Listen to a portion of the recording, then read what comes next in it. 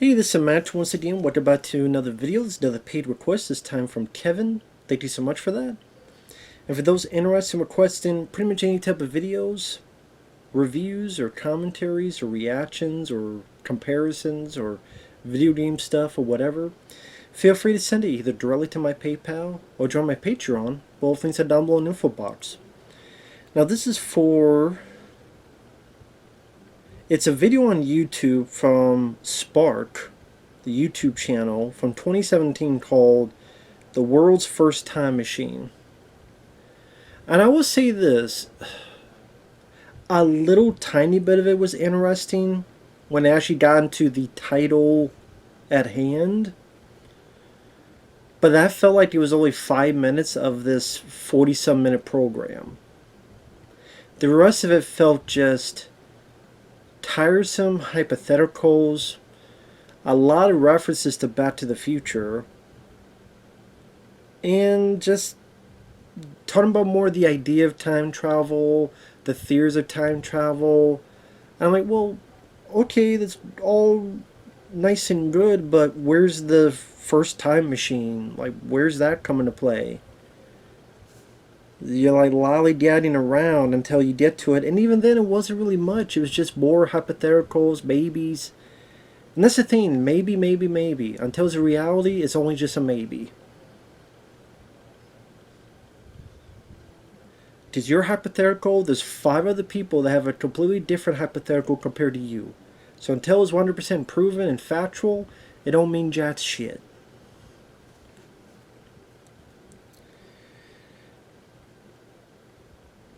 So the program has it where it's showing footage from it looks like the future from Bill and Ted's Bogus Journey with the way people are dressed, but it's a future of what if time travel had been created, and this tour guide is showcasing to these kids, oh well, 100 years ago, people thought time travel was science fiction. And the tour lady was not a good actress. She reminded me a little bit of Bailing, broken English and all. It felt as if she couldn't really spit the words out as fluently as she was supposed to. Just awful, and at times trying a bit too hard. So it goes into how 1905 Einstein had this theory, and we also talked to Simon Wells, who's the great-grandson of H.G. Wells. He's the same guy who directed The Time Machine with Guy Pearce. That's Simon Wells. And you also talked to Ronald Mallet, where he's the one who's going to build the first time machine, quote unquote. So it goes a bit into his life story, where his father died at a young age, and in a way he always wanted to make a time machine to save his own dad. He became a professor of physics in the University of Connecticut. And then also tells with Simon Wells. It talks about the idea of time travel, that with Einstein's help, that we could maybe understand more if it's in the 4th dimension. Like, we have 3 of space, but then 1 would be of time. Treat time as a dimension. It goes to the stuff that just didn't really... It honestly didn't feel like it led much to anything. Just a bunch of theories that you probably heard in science class, or among other pieces of media. That on the Mir space station, the cosmonaut, because he was up there for so long, for 2 years... Technically, by the end of it, he was a fraction of a second into the future. Which, I mean, that really doesn't amount to anything. And there's kind of some wonky logic, like, we know Einstein's theory is right, because some of his theories led to the atomic bomb. I'm like, okay, one thing doesn't mean another. Like, you just say something, and it could be partially right. Okay, Einstein's theory, maybe the atomic bomb was right. That doesn't mean the other part was right as well.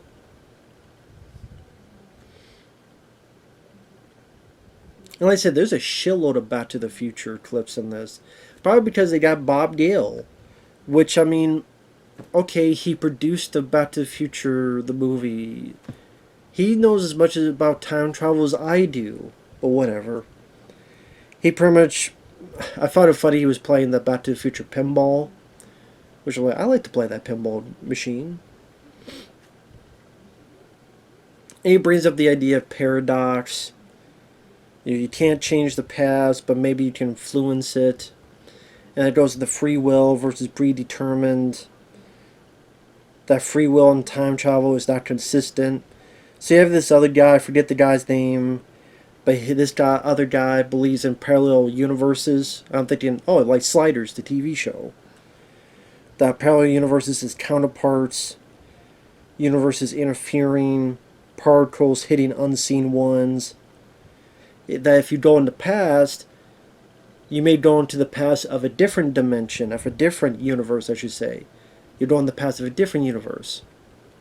Because it's that paradox. Well, if I go back in time, how can I change it? Because if I change it, then I'm not there to go back in time. And it never happens in the first place.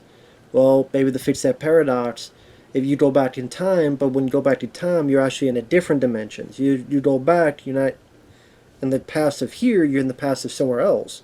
Thus, your choices change other stuff because that's how it was in that universe. And so on and so forth. Because in that universe, you never went back in time.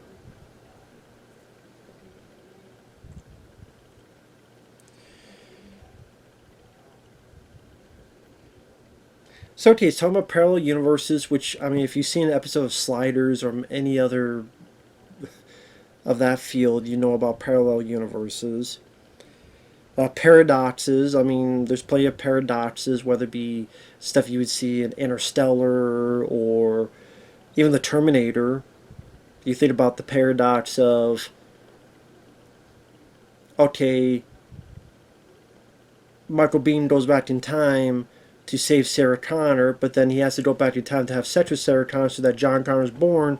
So how was John Connor born in the first time if, you had to wait till later for Michael Biehn to go back in the past to make John Connor born to begin with? It's a whole paradox thing.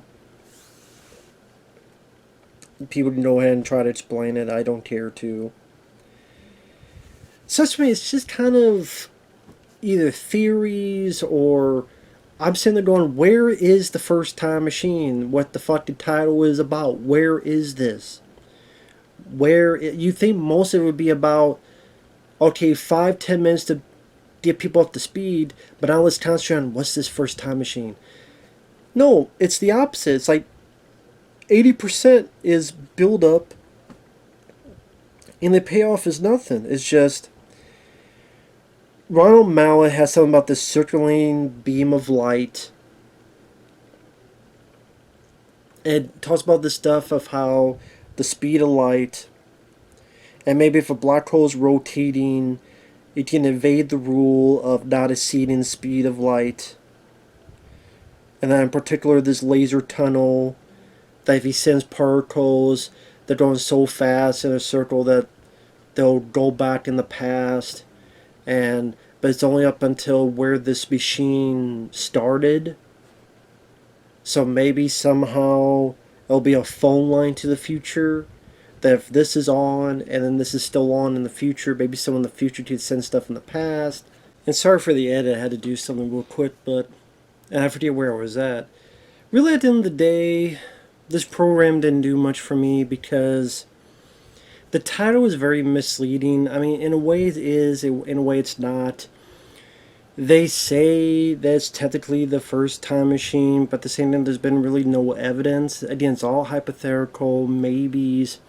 Again, the particles might have evaporated, might have been shoved up someone's ass, up someone's nose like cocaine, or fallen into the bathroom and shoved up someone's ass like a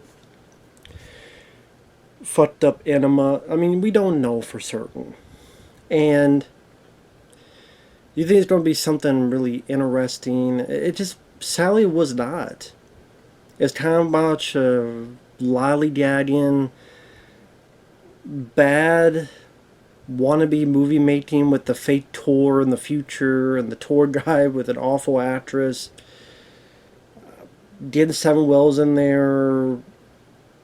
And never done. Also, never talked to anyone who was against this. And you look it up that there are people who thought that Ronald Mallett's theories were faulty, that there was fault to be had, but never talked with the other side about that. And this was 2017, at least the YouTube video.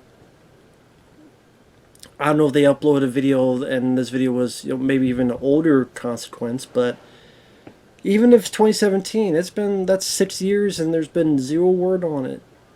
So I think this really all amounted to a guy that he says he's happy. His father would be proud. His father's probably proud that he got a job and he's a professor. Okay, but I still don't really see the proof in time travel like he supposedly says it is.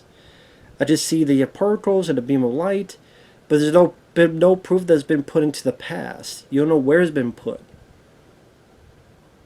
And this whole phone line to the future, hey, you got any calls yet? It's been 6 years. Probably not. Listen, sci-fi is great for science fiction. I mean, time travel is great for science fiction. It's a great sci-fi aspect. Time Cop, Bill and Ted's Excellent Adventure, various other movies have done an entertaining job on that format. Do I think time travel will ever be a possibility? No. Even if it did, you wouldn't realize it anyway. And again, that's the thing, is that you have a lot of people talking, but it's all just theories. And until you know it to be fact, that's all it will be, is theories. Just also all we got is theories. And I can make theories. You out there can make theories. I could theorize that the particles went to the fucking moon, and there's, the creatures of the moon from Moontrap got it, and are just waiting to invade the Earth to get spare parts. I could make any fucking hypothesis I want to as well. It's still all guesswork and hypothesis and more guesswork. So, like I said, maybe more time on the time machine, less time on giving this kind of half-assed, haphazard history lesson. So, it is what it is. I thought it was kind of a... Thank you, Kevin. I appreciate it. I thought the whole program was a waste of time. Kind of this build up to go, that was it? Like, you just shot some lasers in this little tunnel and you just happened to say particles maybe went back in time, but you still have no 100% proof that it did and all this other stuff. Just...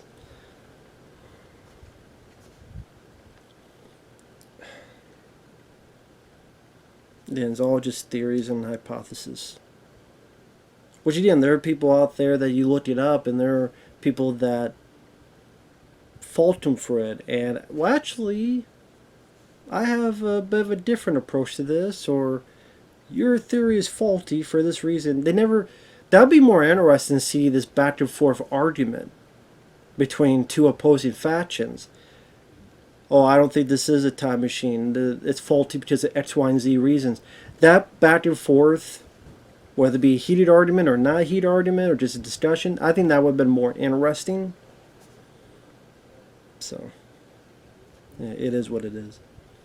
With that said, thanks for watching, take care, and we will see you guys later. Bye-bye.